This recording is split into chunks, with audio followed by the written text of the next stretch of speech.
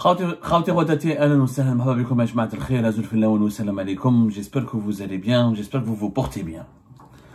Si Nasser Jeune a décidé de fuir de façon aussi risquée, aussi aventurière, je dirais même de façon aussi suicidaire et dangereuse. Vous imaginez, c'est pas un jeune de 23 ans, 25 ans, il est âgé de 55 ans à 56 ans. Nasser Jeune, il est âgé de moins de 60 ans. Il allait tout laisser derrière lui. Il a une carrière, il a un nom, il avait du pouvoir, il avait de l'influence, il avait des amis, des partisans, des ennemis, certes, des détracteurs, mais aussi beaucoup d'amis et de partisans.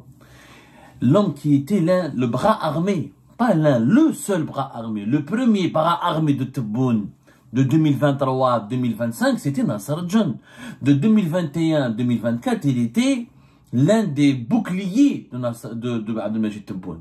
Ensuite, après la chute et la disgrâce en 2023 de Ferezdine Benchir, jusqu'à 2024, il est devenu Nasser Jeune le seul bouclier de Abdelmajid Tebboune. L'homme qui a permis, il faut dire la vérité, c'est des faits. Moi, je ne défends pas, je ne défends pas.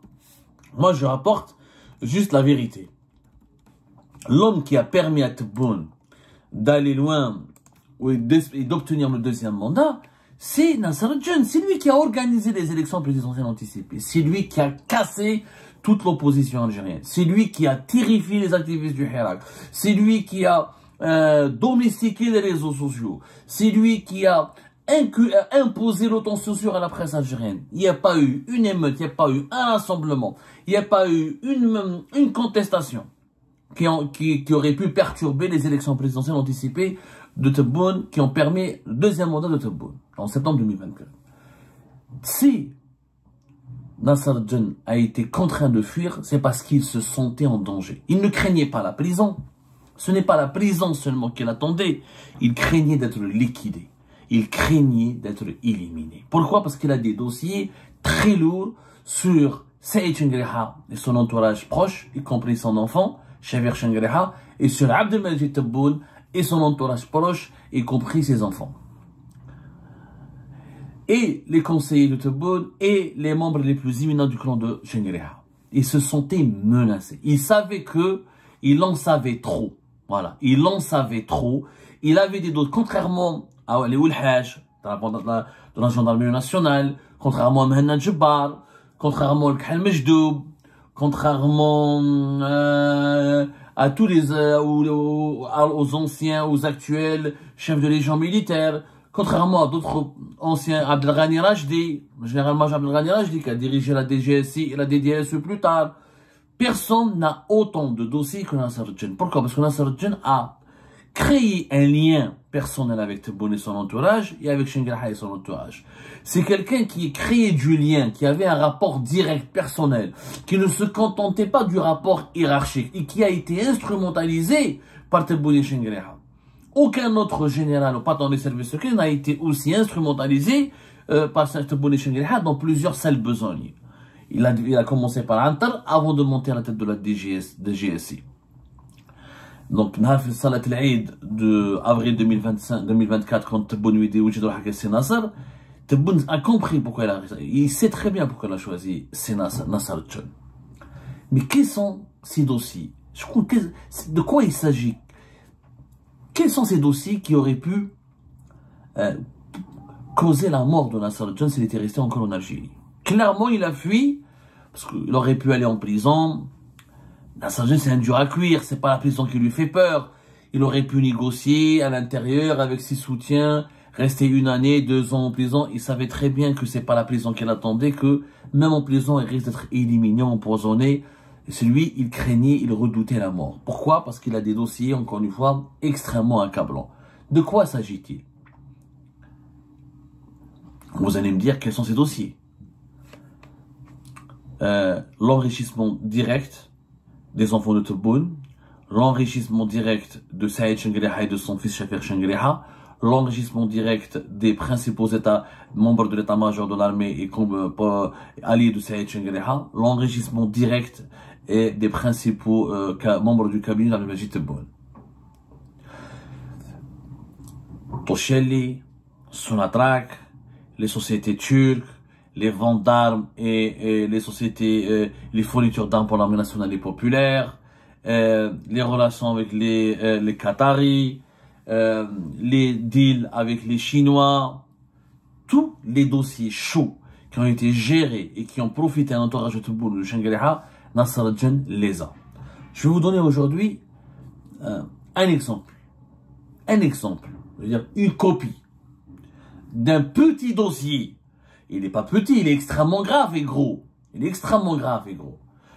On va dire d'un petit dossier par rapport aux autres dossiers très lourds sur lesquels Nasser al-Djen a travaillé, ou dans lesquels Nasser al-Djen était impliqué, ou dans lesquels Nasser al-Djen a été appelé à jouer un rôle de facilitateur, ou dans lesquels Nasser al-Djen est intervenu pour débloquer, ou régler, ou enquêter, ou recadrer. Le dossier du trafic des cigarettes. Je dis bien, le dossier du trafic des cigarettes. Vous savez, Algérie Part, il a publié déjà plusieurs émissions sur le grand marché obscur du tabac en Algérie. Rappelez-vous, vous pouvez aller revoir notre émission du 14 décembre 2023, intitulée Trafic, corruption ou détournement, notre grande enquête sur l'obscur marché du tabac en Algérie. Le principal acteur du marché du tabac en Algérie, c'est une société algéro-émiratie qui s'appelle la STAIM.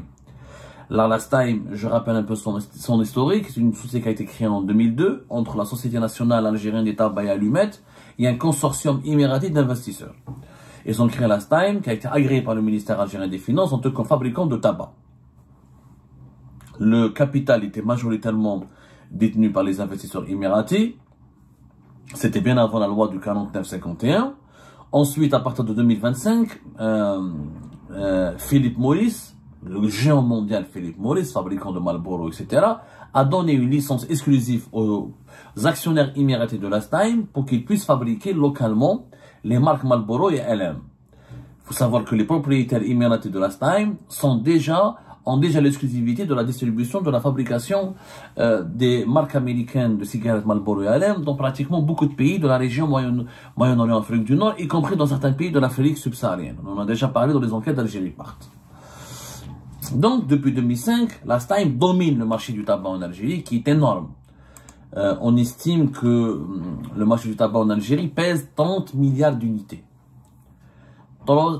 C'est l'un des marchés africains qui représente un potentiel énorme et une croissance forte. Ce sont des centaines de millions de dollars. Je dis bien des centaines de millions de dollars. La contrebande, uniquement la contrebande, elle était estimée à presque 1 milliard de cigarettes par an. Il y a de cela 10 ans. Après, on parle de 1 milliard, 2 à 1,5 milliard de cigarettes qui transitent par le marché du tabac. On estime aussi que 30% du marché national en Algérie est dominé par les marques étrangères. Mais ça, c'est des estimations puisque on n'a pas d'études sur place. D'autres estimations parlent de 50%. Donc, ça reste les enjeux financiers sont énormes de la STAIM. Franchement, c'est vraiment énorme. C'est des centaines de millions de dollars. On a du mal encore à quantifier le marché du cigarette. On estime, certaines estimations, à 3 milliards de dollars. D'autres estiment à plus. D'autres sources estiment à moins. Mais le chiffre de 3 milliards de dollars, il est, je pense, assez juste. Franchement, assez juste. Et encore, hein, ce sont des estimations. Il s'avère que en Algérie, on a le problème du marché informel, surtout des filières de trafic qui prennent les cigarettes algériennes pour les revendre sur le marché européen, comme en France, où le prix des cigarettes françaises made in France est extrêmement élevé, on le voit 4 fois, si ce n'est pas des fois 5 fois plus élevé pour certaines marques. Donc les cigarettes Marlboro algériennes se vendent sous le manteau. D'ailleurs, en France, c'est toujours une traque accélérée, intense, contre les réseaux de la contrebande des cigarettes algériennes. Les enjeux financiers sont vraiment énormes. Nasser al-Djen était impliqué dans l'un des dossiers dans lesquels il était soumis à une enquête et pour lequel il avait été auditionné et interrogé, c'est le dossier STAIM. Nasser al-Djen profitait d'un mécanisme très sournois et dont très personne ne parle en Algérie parce que la mafia des cigarettes elle est très dangereuse. Les langues commencent à se délier maintenant après l'affaire Nasser al-Djen. Nasser al-Djen, effectivement, Alors, il avait un rabatteur qui s'appelait Omar, qui était un businessman. Ce Omar, d'ailleurs, il est en état d'arrestation en Algérie. Omar avait des connexions, le rabatteur de Nasser al-Dine avait des connexions au sein de la Stein. Des connexions qui lui permettent de récupérer des produits. Alors, comment font les gens de la Stein? Il y a un réseau au sein de la Stein qui profite, qui nourrit la contrebande des cigarettes en détournant jusqu'à 20% de la production de l'entreprise. Jusqu'à 20%, vous imaginez, la production des Marlboro, LM, etc. en Algérie part ou alimente le marché informel. Comment? Au niveau de la Stein, il y a des produits qui sont non conformes. Des cigarettes, des paquets de cigarettes jugés non conformes, cassés ou endommagés. Endommagés ou non conformes.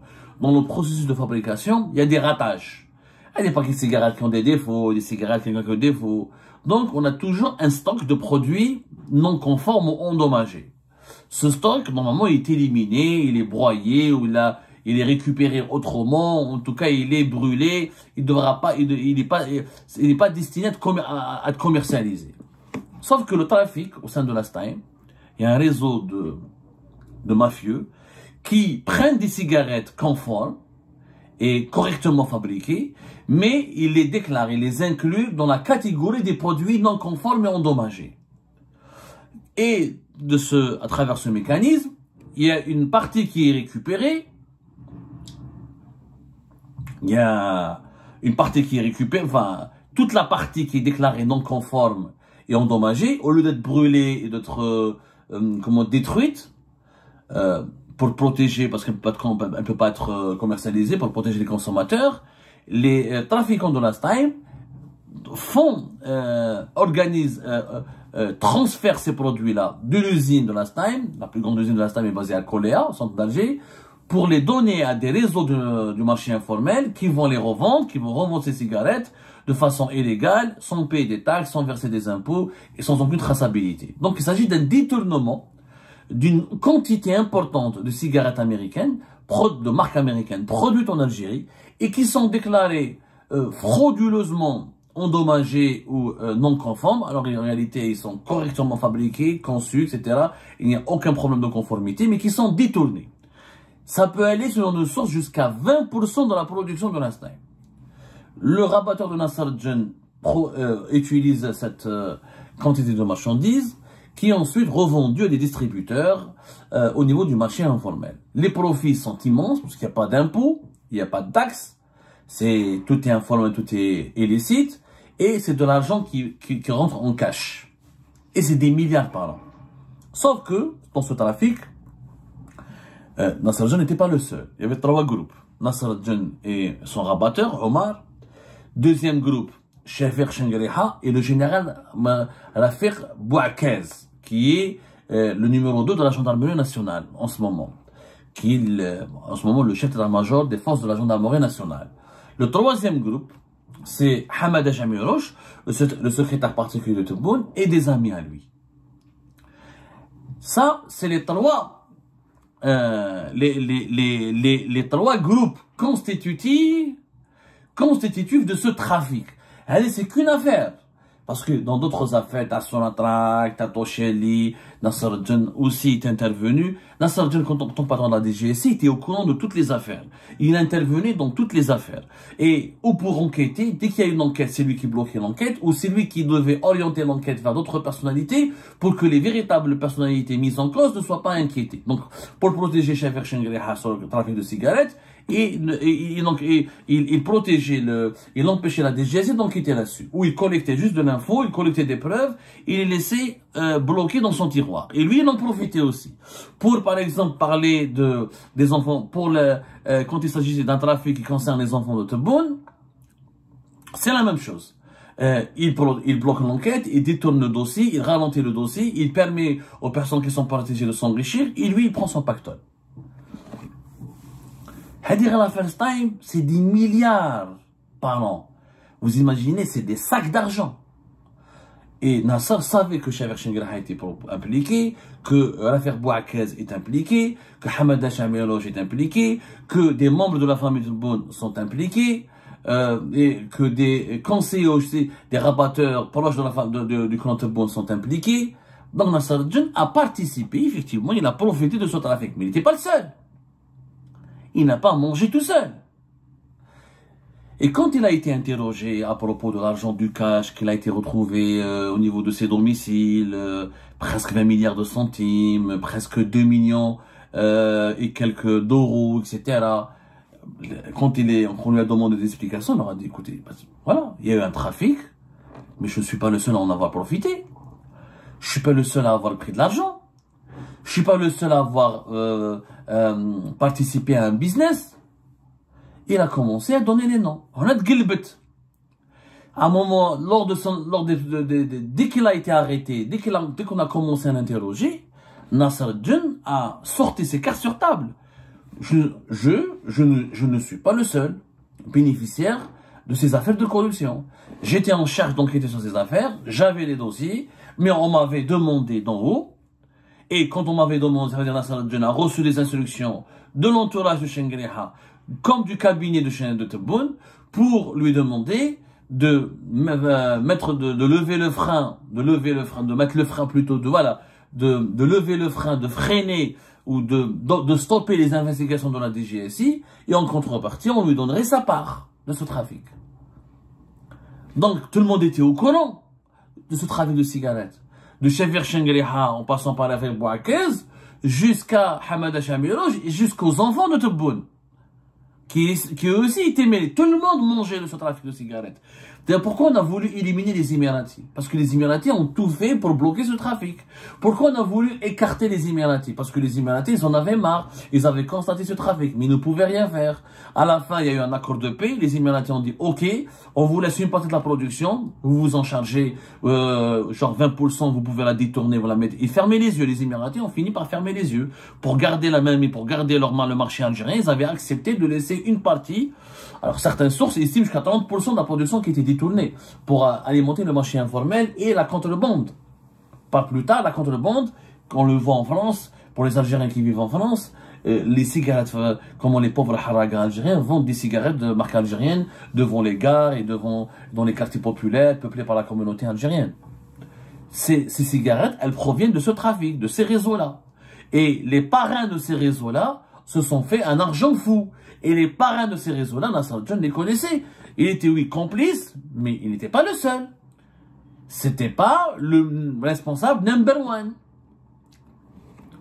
Donc, quand ils ont su, quand la DCSA qui a voulu enquêter, ou la DGSI qui a voulu enquêter avec lui, quand ils ont compris que Nasser al-Din a commencé à balancer des noms très lourds, les Chafir Shengriha, les Mohamed Tebboune, les Hamada Chamirouj, les affaires Bouakez, les enquêtes ont été paf. Que ce soit le général Hassan, que ce soit le général Mahrez, ils ont mis là il y a un voyant rouge qui s'est allumé. Attention, il y a une alarme qui a été enclenchée. Est-ce qu'on peut dire ça? Est-ce qu'on peut dire ça dans ces dossiers? C'est pour ça que Nasser al-Din, son emprisonnement, il a pris du temps. Parce que on ne pouvait pas, le régime cherchait un moyen de l'inculper et de l'incarcérer sans qu'il y ait des fuites et sans que Nasser al-Din ne puisse faire couler avec lui des personnalités ou des poids lourds du régime ou des enfants de Tebboune et des Shengriha. Donc il fallait lui concocter un dossier bien, comment dirais-je, bien tissé, pour protéger les autres. Sauf que c'est pas possible de les protéger tous, parce que Nasser parle. Il défie, il assume, je ne suis pas le seul, on m'a demandé de le faire, on m'a demandé de protéger, on m'a demandé de ne pas stopper ce trafic, on m'a demandé de bloquer les enquêtes, on a demandé de ne pas procéder à des arrestations, et on m'a dit, tu peux en profiter avec nous. J'en ai profité. Ça, le dossier Time, c'est l'un des dossiers. Il y a le dossier Tosheli, le dossier Sonatrach, encore une fois, le dossier des logements avec les entreprises turques, le dossier de la logistique et des marchés, de la logistique, du transport et de la canalisation avec Sonatrach. Il y a énormément de dossiers dans lesquels Nasser al-Din avait beaucoup fouillé et il avait découvert des anomalies qui ont profité aux deux pôles des décideurs du pouvoir, la famille Tebboune et le clan Tebboune et le clan Shengriha. Et lui, il en a profité. Il s'est servi. Puisque je ne peux pas enquêter, donc je me sers et je maintiens l'équilibre. Le jour où il y a des changements, Nasser al-Din, certainement, il a prévu de sortir ces dossiers-là. Et bien, ce jour-là est arrivé. Quand ils ont voulu l'emprisonner, et peut-être même l'éliminer, parce qu'encore une fois, il y a eu un doute, Chengrih a voulu l'emprisonner, Battebboune a dit non, Battebboune et Chengrih se sont mis d'accord, il faut l'emprisonner, mais il faut trouver le bon moment. Ensuite, ils ont décidé de l'emprisonner, mais dans un cadre d'une affaire judiciaire où il n'y a que lui qui apparaîtra, où les autres qui ont été dénoncés, ou les autres personnalités dont les noms ont été évoqués, révélés par Nasser al-Din, ne vont pas être mêlés, ne vont pas être mouillés. Donc, c'était l'été, c'était les vacances judiciaires, et Nasser al-Din a profité de tout ce temps-là pour peaufiner son plan et terminer la planification de sa fuite. Parce qu'il savait qu'on allait le neutraliser. Il craignait même pour sa vie. Quand il a fui, il y a eu une prise de contact, et ça on nous l'a confirmé. Le dernier message que Nasser al-Din a laissé au pouvoir algérien, il l'avait transmis au général Hassan, qui est son successeur à la tête de la DGSI. C'était le dernier message qu'il avait laissé. Certainement, ce message, Nasser al-Din l'a fait parvenir à général Hassan une fois que Nasser al-Din était une fois qu'il est arrivé sur le territoire espagnol. Nasser al-Din a dit au général Hassan, je ne payerai pas seul. Je ne vais pas payer seul. Je refuse d'être le seul qui va payer. Je ne payerai pas seul. Je refuse d'être le seul qui va payer. Et là, le général Hassan a compris de quoi il s'agissait. Et c'est là, à ce moment-là, que le général Hassan a ouvert un canal de négociation pour essayer de calmer la situation. Ce qui a conduit à lever les dispositifs militaires et sécuritaires qui ont été déployés autour de la capitale Alger et ses environs. Et de diminuer ou de rendre la traque de Nasser al-Din beaucoup plus discrète. Mais c'était déjà trop tard, puisque visiblement, la fuite de Nasser al-Din en Espagne est avérée et qui n'a jamais été appréhendée ou arrêtée par les services de sécurité en Algérie.